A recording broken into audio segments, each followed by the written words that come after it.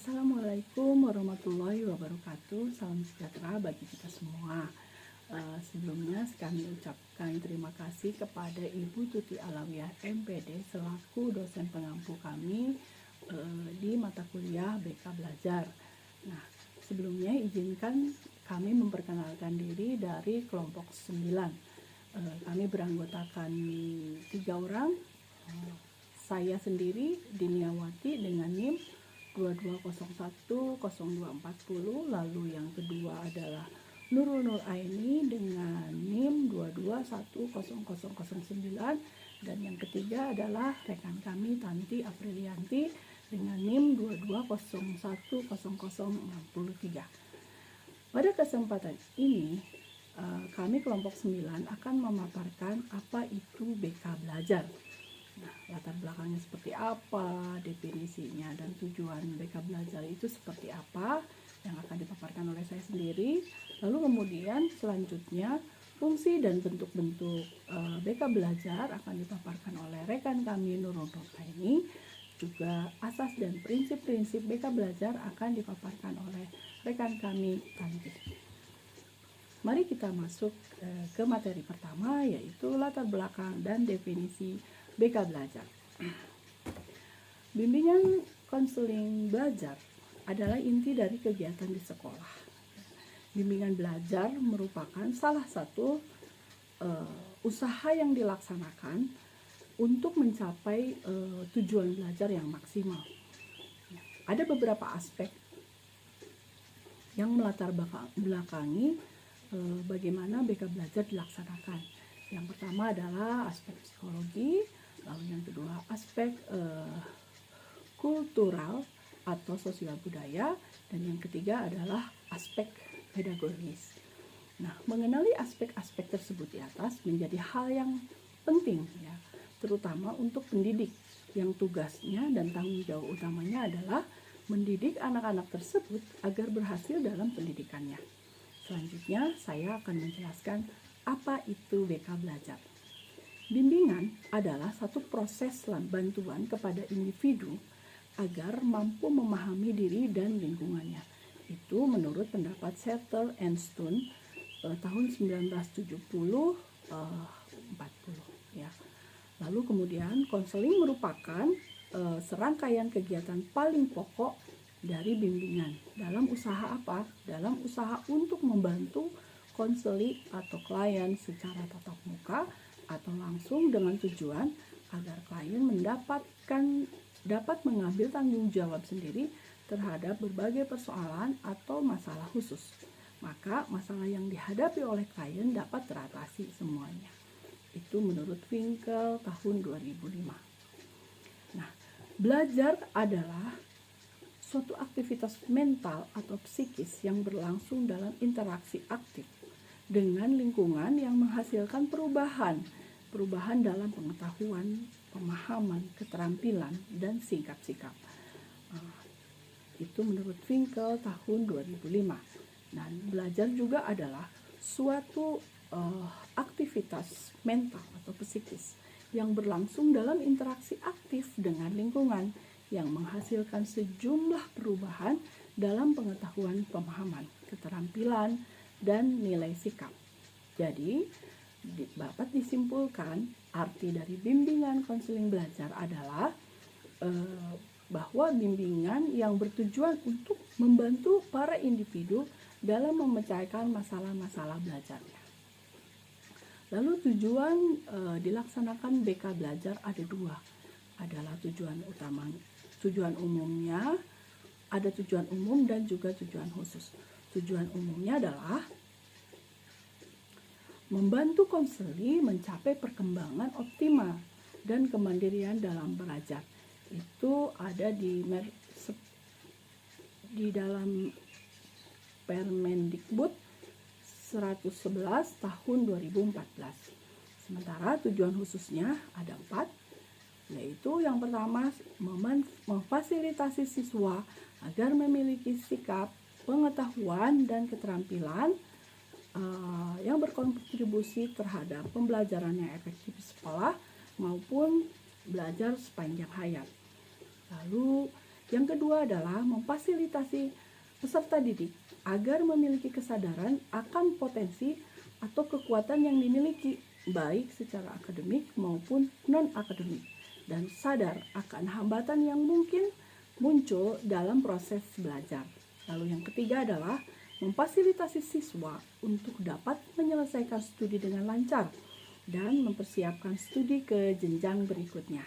Lalu yang keempat adalah memfasilitasi siswa agar mampu mengatasi hambatan maupun kesulitan dalam belajar dan melihat keterkaitan akademik atau studi dengan dunia kerja, kehidupan di masyarakat, dan komunitas.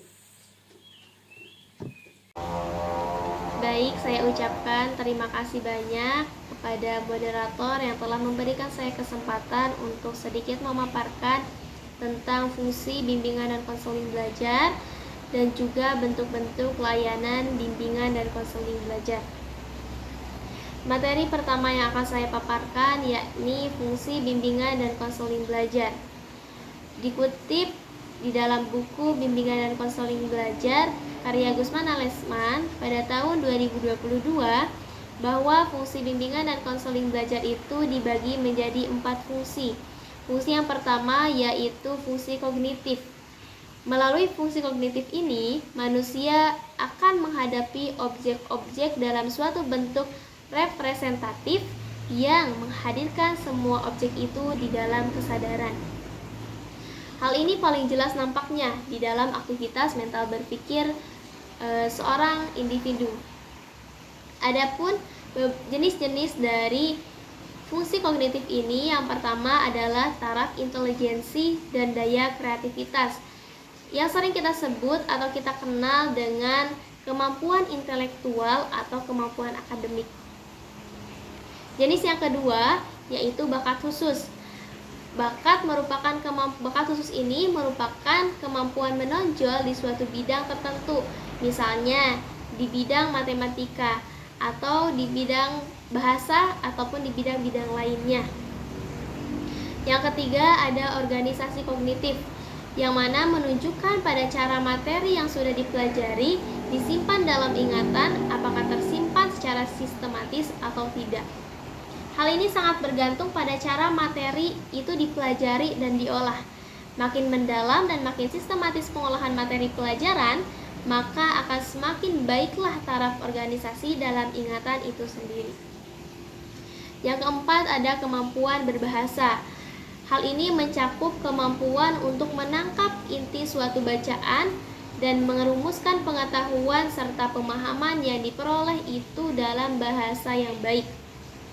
Yang kelima ada daya fantasi, berupa aktivitas kognitif yang mengandung banyak pikiran dan juga sejumlah tanggapan yang bersama-sama menciptakan sesuatu dalam alam kesadaran.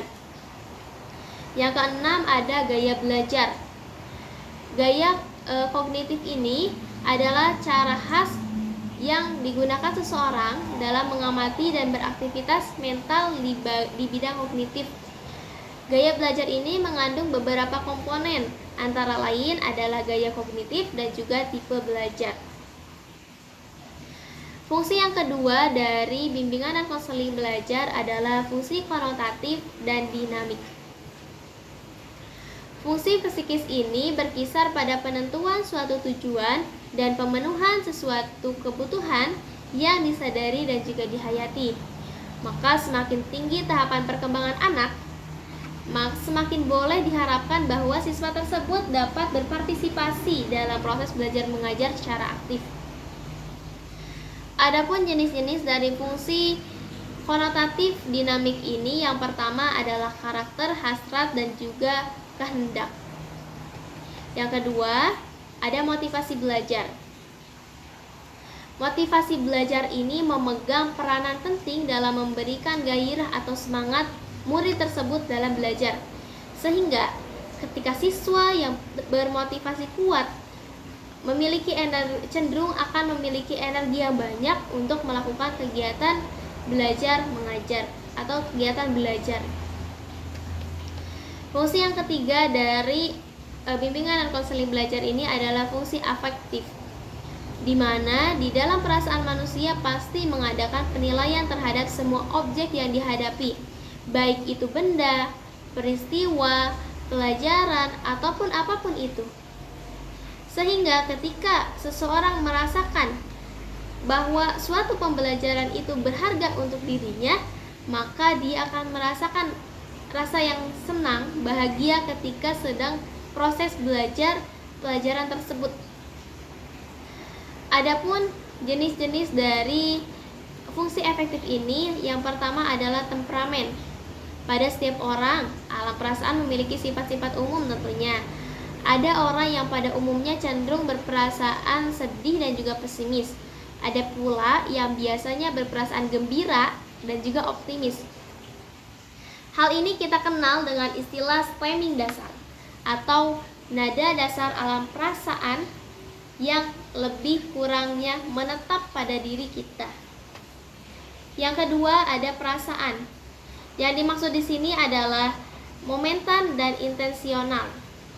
Perlu kita ketahui bahwa momentan berarti bahwa perasaan timbul pada saat-saat tertentu, sedangkan intensional berarti bahwa reaksi perasaan diberikan terhadap sesuatu atau seseorang atau situasi tertentu. Yang ketiga ada sikap. Yang keempat ada minat, yang mana minat ini diartikan sebagai kecenderungan subjek yang menetap untuk merasa tertarik pada bidang studi atau pokok bahasan tertentu dan merasa senang ketika kita mempelajari materi tersebut. Yang keempat ada fungsi sensorik dan juga motorik. Hal ini juga merupakan bagian dari keadaan awal di pihak siswa yang dapat menghambat atau malah membantu di semua proses belajar mengajar. Dalam proses belajar yang harus menghasilkan, khususnya dalam proses belajar yang harus menghasilkan keterampilan motorik. Contohnya seperti kecepatan menulis, kecepatan berbicara atau artikulasi kata, penggunaan alat-alat seperti alat menggunting, memotong, dan lain sebagainya, itu kita menggunakan fungsi sensorik dan juga motorik. Baik, masuk ke pembahasan yang kedua, yaitu bentuk-bentuk layanan bimbingan dan konseling belajar. Tujuan dari layanan bimbingan dan konseling belajar ini diberikan kepada siswa atau peserta didik dengan layanan yang sesuai, yang disesuaikan dengan masalah belajar yang dihadapi oleh siswa, dan juga disesuaikan dengan need assessment yang telah kita lakukan. Menurut Thohirin, pada tahun 2007 ada beberapa bentuk layanan bimbingan dan konseling belajar. Di antaranya yang pertama, ada orientasi kepada siswa. Orientasi kepada siswa ini diberikan khususnya kepada siswa baru dengan tujuan agar siswa tersebut mengetahui tujuan sekolah, isi kurikulum pembelajaran, struktur organisasi sekolahnya, cara-cara belajar yang tepat, dan orientasi untuk penyesuaian diri dengan corak pendidikan di sekolah tersebut.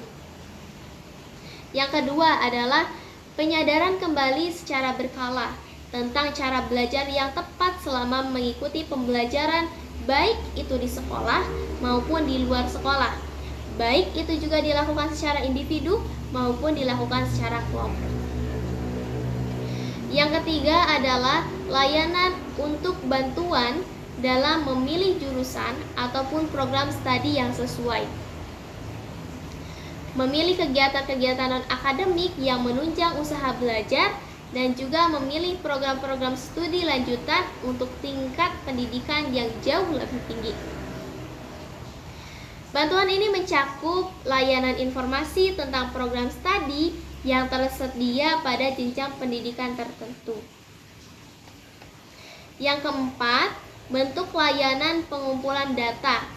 Hal ini berkenaan dengan kemampuan intelektual, bakat khusus, arah minat, cita-cita hidup terhadap program studi atau jurusan tertentu, dan lain sebagainya. Bentuk layanan yang kelima yaitu bantuan dalam mengatasi kesulitan-kesulitan belajar. Contohnya seperti kurang mampu menyusun atau menata jadwal belajar ketika di rumah. Atau permasalahan kenapa kita itu selalu kurang siap ketika menghadapi ujian. Atau ada lagi, kita kurang berkonsentrasi ketika pembelajaran di kelas ataupun kita sedang belajar pembelajaran apapun itu, konsentrasi kita itu tidak terfokus kepada materi yang sedang diberikan. Dan lain permasalahan lain sebagainya. Yang keenam adalah bantuan dalam membentuk kelompok-kelompok belajar atau mengatur kegiatan-kegiatan belajar kelompok dengan tujuan supaya kegiatan pembelajaran kelompok tersebut bisa berjalan secara efektif dan juga efisien. Mungkin cukup sekian yang dapat saya sampaikan, kurang lebihnya mohon dimaafkan. Selanjutnya saya kembalikan kepada moderator. Dalam bimbingan dan konseling, asas menjadi layanan dasar bagi bimbingan. Ada beberapa asas dalam layanan bimbingan dan konseling. Asas yang pertama adalah asas kerahasiaan. Asas ini berhubungan dengan kerahasiaan individu atau data pribadi persoalan individu. Yang kedua ada asas kesukarelaan, yakni asas yang menghendaki individu untuk melakukan layanan bimbingan dan konseling. Ketiga, ada asas keterbukaan. Diharapkan kepada individu agar tidak berpura-pura ketika melakukan layanan bimbingan, baik pada data pribadi atau persoalan yang dihadapi dalam layanan bimbingan dan konseling. Yang keempat, ada asas kegiatan. Asas ini menghendaki individu untuk melakukan kegiatan partisipasi dalam program layanan bimbingan dan konseling. Kelima, ada asas kemandirian. Seperti tujuan awal, asas ini menghendaki kepada individu untuk melakukan kemandirian baik dalam bidang sosial atau lingkungannya. Yang keenam, ada asas kekinian, yakni diharapkan layanan konselor sesuai dengan masa kini atau masa yang akan datang. Yang ketujuh, ada asas kedinamisan. Dalam asas ini diharapkan individu dalam menerima layanan dan bimbingan konseling tidak monoton atau bergerak maju. Isi yang diharapkan tetap berkembang selama proses layanan berlangsung agar mencapai sifat mandiri dan matang. Yang kedelapan, ada asas keterpaduan, yakni asas yang diharapkan kepada individu agar melakukan layanan bimbingan dan konseling baik oleh guru BK atau orang lain bisa dilaksanakan secara terpadu dan diterima. Yang kesembilan, ada asas kenormatifan, yakni asas ini diharapkan memberikan layanan bimbingan dan konseling yang tidak bertentangan dengan nilai dan norma yang berlaku, yaitu norma hukum, agama, adat, istiadat, ilmu pengetahuan, dan kebiasaan yang berlaku di masyarakat. Yang ke-11 ada asas alih tangan, yakni guru atau konselor bisa mengalih tangankan kasus ini kepada konselor lain dengan memberikan gambaran persoalan individu supaya konselor lain bisa memahami dan mempersiapkan ketika melakukan layanan dan bimbingan. Yang ke-12 ada asas Tut Uri Handayani. Pada asas ini diharapkan konselor dapat memberikan layanan yang dapat mengayomi, memberikan rasa aman dan nyaman, mengembangkan, dan memberikan kesempatan luas kepada individu atau konseling. Selanjutnya ada prinsip bimbingan dan konseling belajar. Supaya kegiatan belajar mencapai tujuan yang diharapkan, yakni maksimal dan baik, seseorang pembelajar atau guru diharapkan memiliki prinsip belajar atau strategi belajar agar memudahkan dalam melakukan metode pembelajaran. Serta menurut Gegne ada beberapa prinsip yang perlu dipahami oleh seorang guru. Prinsip bimbingan dan konseling belajar terbagi menjadi dua. Ada prinsip eksternal dan ada prinsip internal.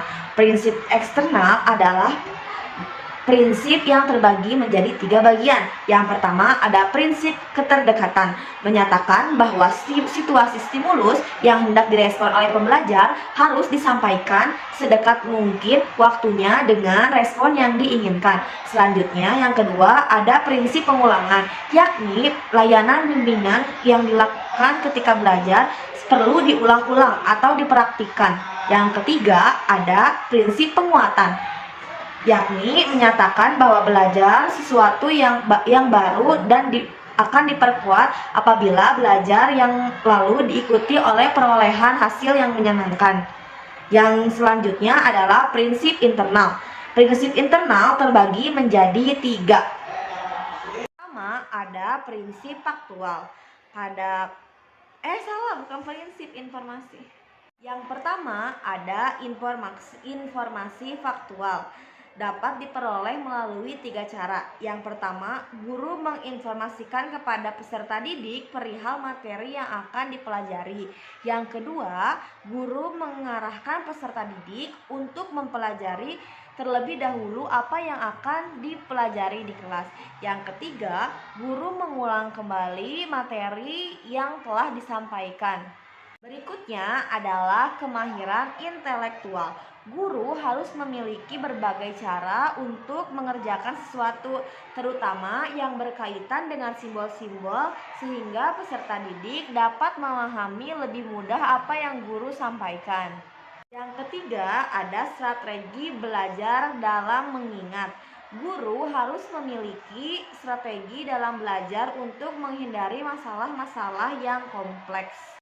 Dari pemaparan yang sudah kami sampaikan, kami menarik kesimpulan bahwa belajar adalah suatu aktivitas mental atau psikis yang berlangsung dalam interaksi aktif dengan lingkungan yang menghasilkan perubahan-perubahan dalam pengetahuan, pemahaman, keterampilan, dan nilai-nilai sikap. Dan perubahan itu sendiri bersifat secara relatif, konstan, dan berbekas. Demikian pemaparan dari kelompok kami.